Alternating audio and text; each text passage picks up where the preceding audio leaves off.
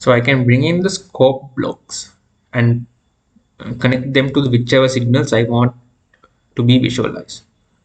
So first I'll bring in the scope block and figure out what we need to connect. So I just need to bring the block, connect the signals, and it would be good.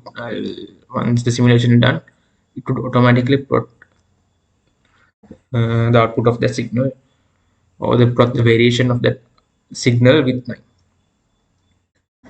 Of course, I will be wanting to plot the output of the signal angle. So this is angle, I forgot to name it. I'll be needing to plot angle, and I'll also be needing to plot angular velocity as well. If you want to plot angular acceleration, you can do that as well. Let's just limit ourselves to angle and angular velocity at this point. So if I have to plot angle, I just need to create a branch and drop it in to the input of the scope block.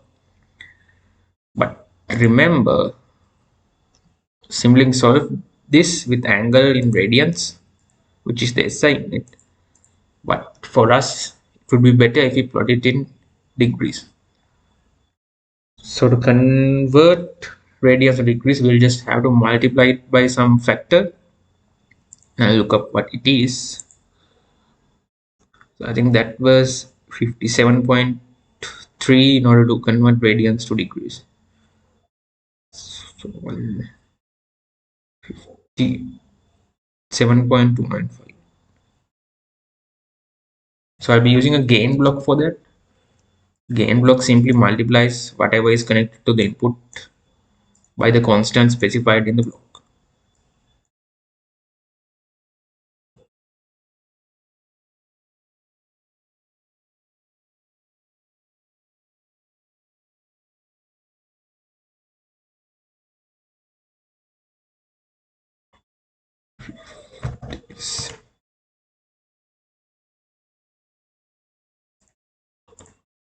So this gain block achieves the conversion to degrees. I'll name the signal as angle in degrees.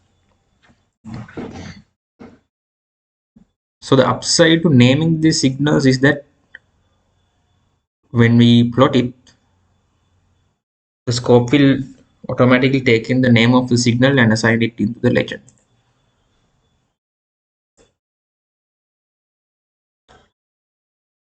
So that's it with regard to angle. For right now, let's just plot angle. And the last step is that we need to specify the solver. In MATLAB, I hope you can recall that we use the ODE45 solver, and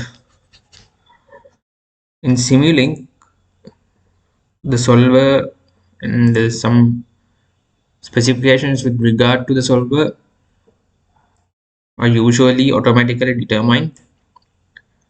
We can specify it ourselves by going into solver settings. However, I recommend for simple simulations like this, what's automatically selected by MATLAB is sufficient for us. However, if you want, you can follow my steps and specify the solver of your choice. But let's just keep it at auto.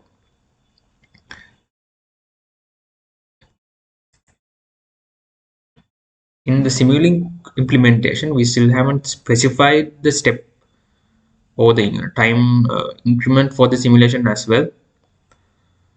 And once again, we leave it at variable step.